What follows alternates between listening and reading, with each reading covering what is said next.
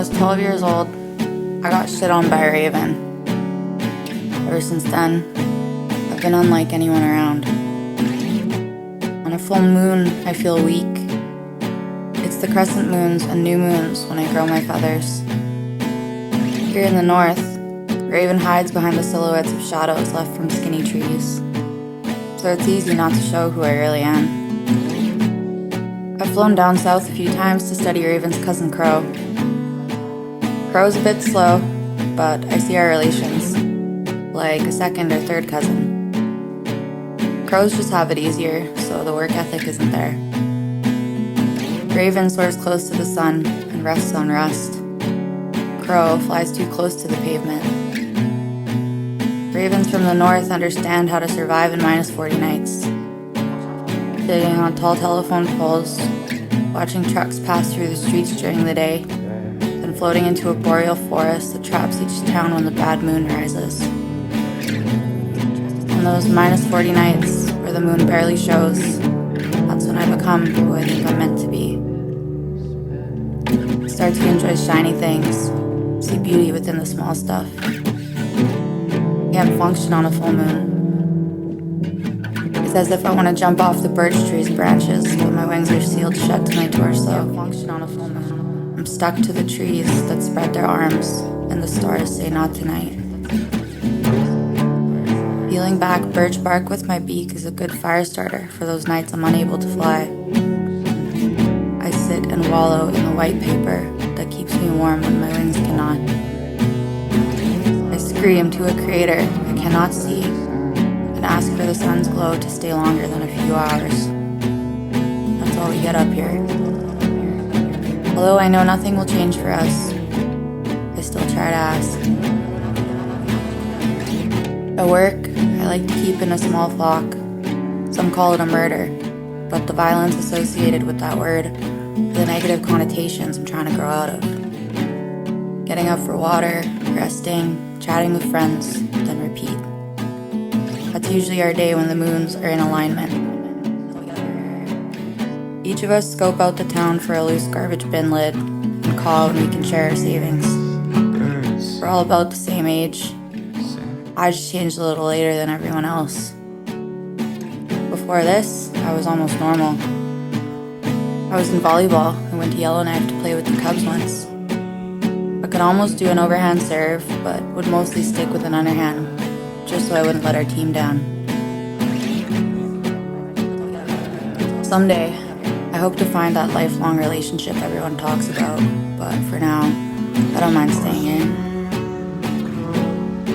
If their feathers could reflect my cold night's flame, I would bring them shiny things on new moons. On crescent moons, I'd bring them the limbs of branches that keep our nests warm. And on full moons, I'd bring food scraps I've stockpiled high in the spruce. We could take care of each other. I'm in no rush though. I need someone real to remember me. When Raven is conscious, our memories are pretty decent, but that is hardly our case, as in most cases. We're blessed with the curse of going back and forth between the stars. 1 second I'm with the others on a frosted power line, then a bolt of electricity stuns my skeletal structure, and I'm back inside the stars. We each get our own star to stay in. Thought the inside of a star would shine, but it's murky, moonless like a bat's cave. Someone told me Bat and Raven had things in common. They're no cousin of mine. When we get stuck in a star, my last thought would be to hang from the ceiling like they do. Instead, I stare through the star's transparent skin, seeing the constellations and the moon's aging wrinkles. I wait for the crescent new moons to show their faces. Even in a star's solitude, I see this isn't it. I yearn to go back north until I remember my claws have to be cemented in space for a few weeks before I can return. Stars seem big when flying, but the inside is claustrophobic. My wings can't open straight. I see other ravens stuck in the stars. Some think they're stranded, so they try to escape by pecking and peeling the star's skin off. Their beaks stretch out the rubbery texture even though it snaps back every time. Like fresh moose hide that's been stretched but not yet tanned. I'm in a distorted funhouse surrounded by mirrors and reflections until I'm back north. And I remember myself before the raven shit on me. My eyes were brown, not black. Can't remember the feeling of having teeth, but I know I used to chew food. I would tear the skin off real and swallow it whole. My beak rips rabbits out of their holes, carries them to share with the murder. Each star I get stuck in, I lose more of my appetite. So giving back to the other black-eyed birds feels like what I should be doing with my short life. Roadkill is a real treat for Raven. The eyeballs are still intact. That's a delicacy for our flock. I've sharpened my beak to jerk a knife from a socket with just one yank. The one who found the carcass will be granted the eyes, tongue, and tail as a thank you for sharing with our group. Last winter, we found a buffalo's body that was infected with anthrax. We feasted for a few hours till a pack of wolves took over.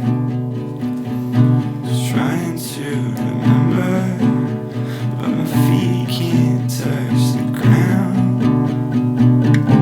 So am I, so am I.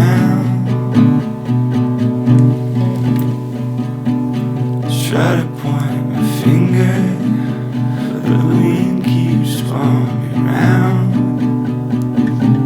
In circles, circling now.